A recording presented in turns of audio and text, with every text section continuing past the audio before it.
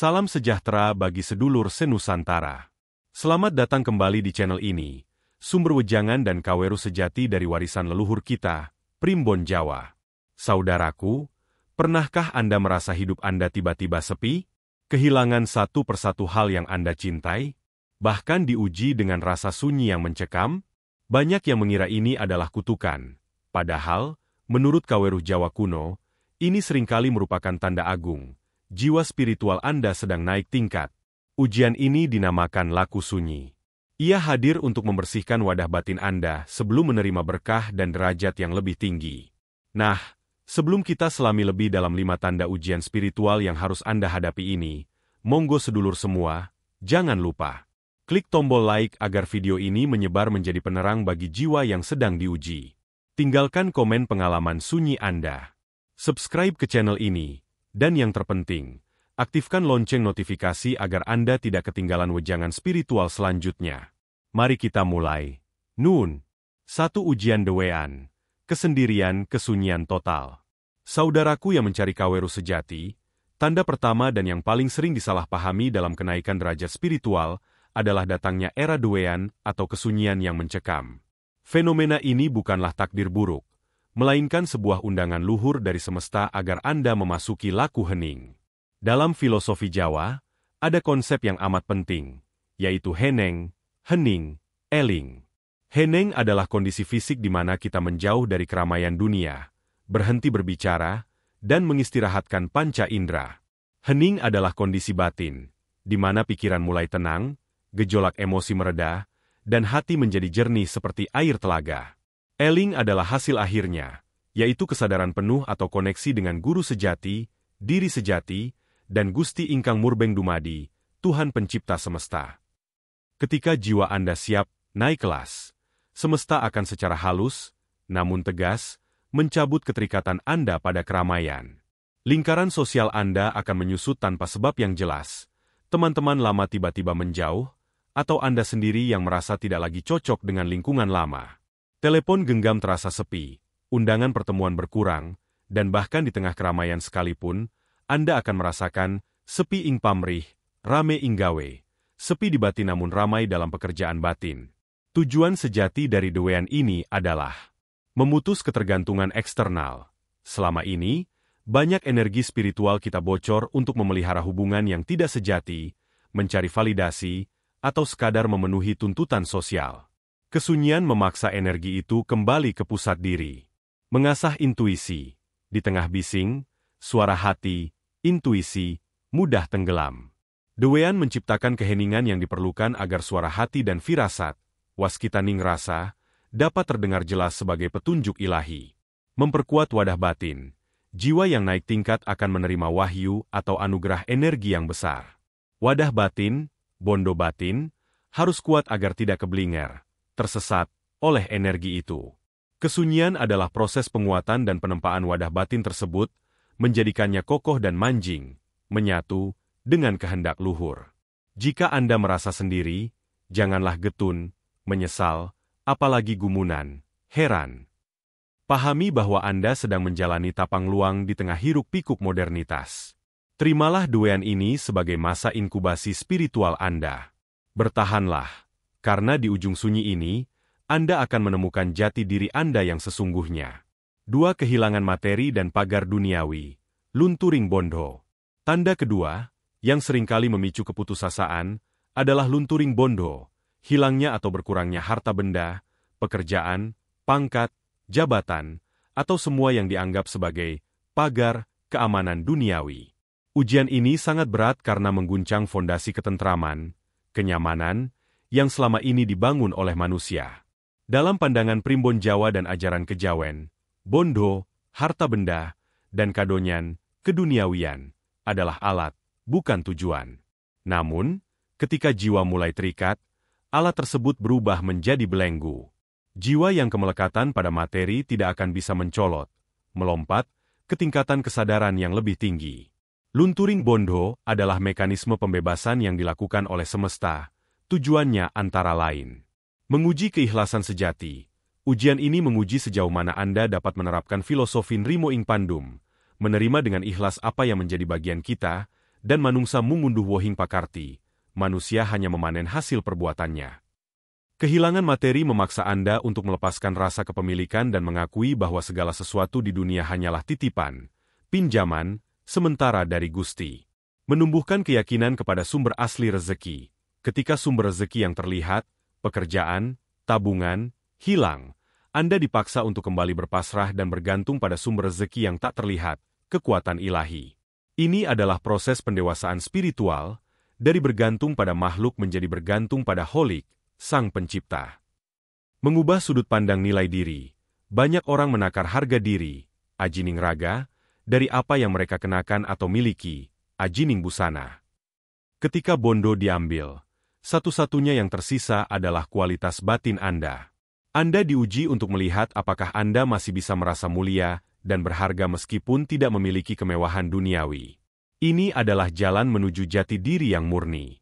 Para leluhur selalu berpesan, aja ketungkul marang kalungguhan, kadonyan, lan kemareman, jangan terlena oleh kedudukan, harta, dan kesenangan duniawi. Jika lunturing bondo terjadi, janganlah Anda jatuh ke dalam kedoliman, kezaliman, batin dengan menyalahkan takdir.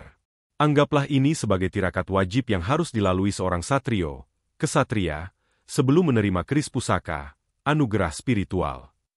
Bertahanlah, karena kekayaan sejati seorang spiritualis bukanlah pada isi kantongnya, melainkan pada ketenangan dan kemakmuran batinnya. 3. Kehilangan figur yang dicintai, pisahnya tali katresnan. Saudaraku, ujian spiritual yang ketiga adalah yang paling menggetarkan hati dan menguras air mata. Pisahnya tali katresnan, terputusnya ikatan cinta, baik melalui perpisahan, perselisihan hebat, pengkhianatan, atau bahkan kepulangan kekasih, keluarga, atau sahabat terdekat kesangkan paraning dumadi, asal mula segala kejadian. Banyak yang menganggap kehilangan orang yang dicintai sebagai musibah tak tertanggungkan. Namun, dalam kacamata Kaweru sejati Jawa, ini adalah ujian cinta tertinggi yang ditujukan untuk memurnikan rasa sejati Anda. Mengapa jiwa yang naik kelas harus diuji dengan kehilangan cinta? Membebaskan dari ikatan kemelekatan, keterikatan-keterikatan pada individu, sekuat apapun cintanya, tetap mengandung unsur ego. Kita mencintai karena orang itu memenuhi kebutuhan kita akan rasa aman, perhatian, atau kebahagiaan.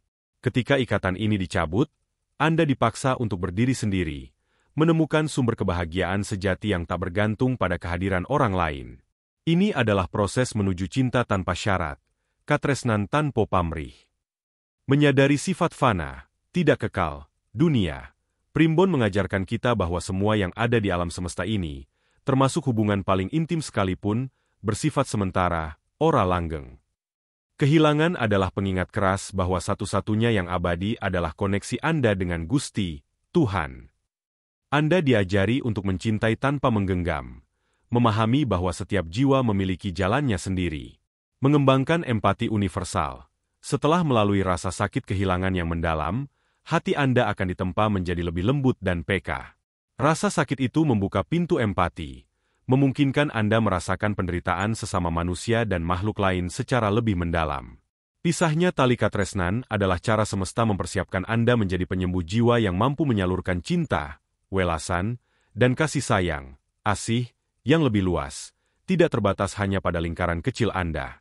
Kehilangan ini memaksa Anda untuk melakukan sembah rasa, beribadah dengan kedalaman hati, menerima kenyataan dengan legowo, lapang dada, dan meyakini bahwa semua jiwa pada akhirnya akan manunggal, menyatu, kembali pada sumbernya.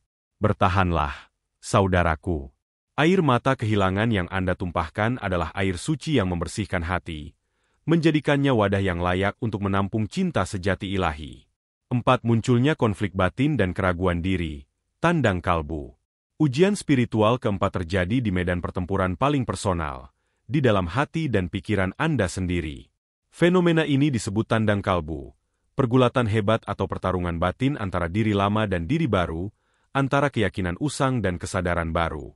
Saat jiwa Anda naik, ia mulai mempertanyakan segala fondasi hidup yang selama ini Anda yakini. Anda meragukan nilai-nilai yang ditanamkan sejak kecil, mempertanyakan tujuan hidup, merasa cemas, marah, dan seringkali diliputi rasa bersalah tanpa alasan yang jelas. Ibarat sebuah bangunan yang akan ditinggikan, pondasi lama harus dibongkar total. Tandang kalbu adalah proses pembongkaran mental dan emosional tersebut. Mengapa tandang kalbu muncul saat jiwa naik tingkat? Pembersihan ego. Sifat angkara murka ego adalah benteng dari diri lama yang takut pada perubahan dan takut kehilangan kendali. Saat Anda mendekat pada kebenaran sejati, ego akan melawan dengan sekuat tenaga, memunculkan keraguan, ketakutan irasional, dan ingatan menyakitkan masa lalu. Pergolakan ini adalah tanda bahwa ego Anda sedang sekarat dan diri sejati Anda sedang berjuang untuk lahir. Mencari keyakinan sejati. Selama ini, mungkin Anda menjalankan hidup berdasarkan keyakinan pinjaman, keyakinan orang lain atau dogma. Tandang kalbu memaksa Anda untuk mencari dan mengalami kebenaran itu sendiri. Ini adalah perjalanan sunyi menuju iman yang kokoh, keyakinan manjing, yang didasari oleh pengalaman batin, bukan sekadar kata-kata. Mencapai keseimbangan, harmoni sifat manusia adalah dualitas. Ada baik dan buruk, terang dan gelap. Ujian ini memaksa Anda untuk mengakui dan menerima semua aspek diri Anda. Konflik akan reda ketika Anda mampu mencapai jumbuh, keselarasan, antara akal, hati, dan rasa. Setelah konflik batin berakhir, yang tersisa adalah ketenangan dan kebijaksanaan dalam menghadapi setiap situasi hidup. Ketika Anda mengalami tandang kalbu, jangan lari atau mencoba menekannya. Hadapi dengan waspada, penuh kesadaran. Lakukan tapa bisu dalam hati, amati gejolak emosi tanpa menghakimi, dan pegang teguh mantra.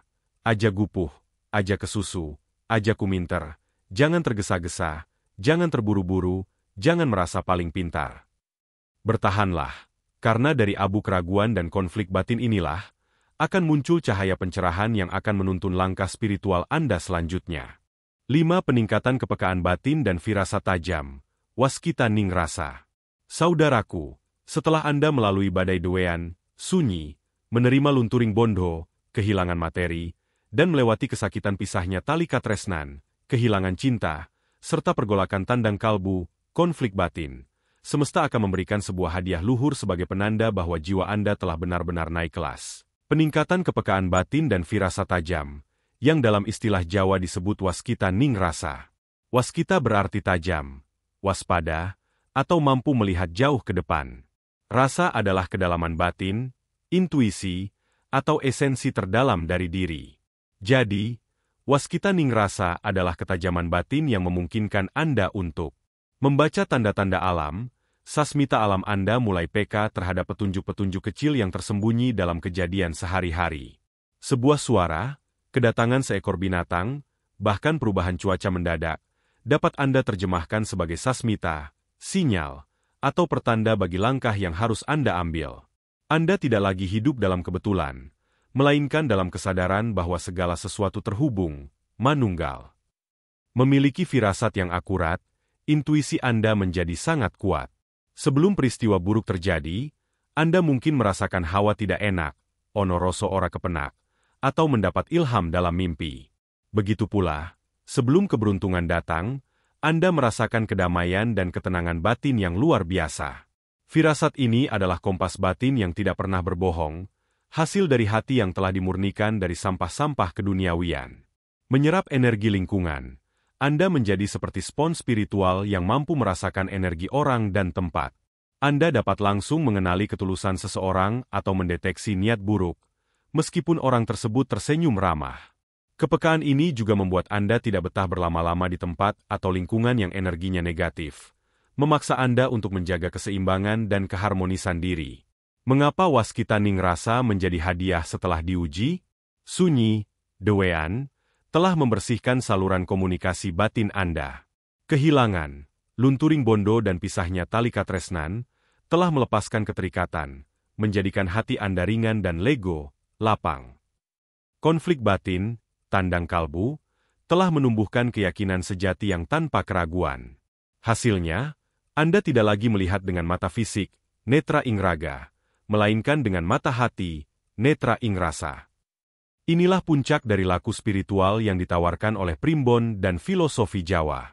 Anda telah berhasil mengalahkan diri sendiri, dan sebagai anugerah, karunia, Anda dibekali dengan alat navigasi spiritual untuk menjalankan dharma, tugas, Anda di dunia ini. Gunakan waskita ningrasa ini dengan andap asor, rendah hati. Jangan pernah sombong atau menggunakannya untuk tujuan merugikan. Ingatlah selalu bahwa kekuatan sejati terletak pada kasih sayang dan keseimbangan batin. Sedulurku, jika Anda sedang melalui fase-fase ini, ingatlah pesan Primbon, bertahanlah. Ujian sunyi dan kehilangan bukanlah akhir, melainkan pintu gerbang menuju kesempurnaan jiwa. Semesta sedang menyiapkan Anda untuk peran dan derajat yang lebih agung. Jangan pernah berhenti tirakat, melakukan laku spiritual, tingkatkan ibadah Anda, dan yakini. Suro Diro Joyo Diningrat, Lebur Dening Pangastuti. Segala bentuk kekerasan, kejahatan, dan hal negatif akan hancur lebur oleh kelembutan hati dan kearifan. Bagaimana, sedulur? Apakah Anda mengenali satu atau lebih tanda ini dalam hidup Anda? Tulis pengalaman Anda di kolom komentar. Mari kita berbagi kekuatan. Terima kasih sudah menyimak Wejang Primbon ini. Semoga kaweruh ini bermanfaat sebagai piwulang, pelajaran, bagi kita semua. Rahayu, Rahayu, Rahayu. Sampai jumpa di video selanjutnya.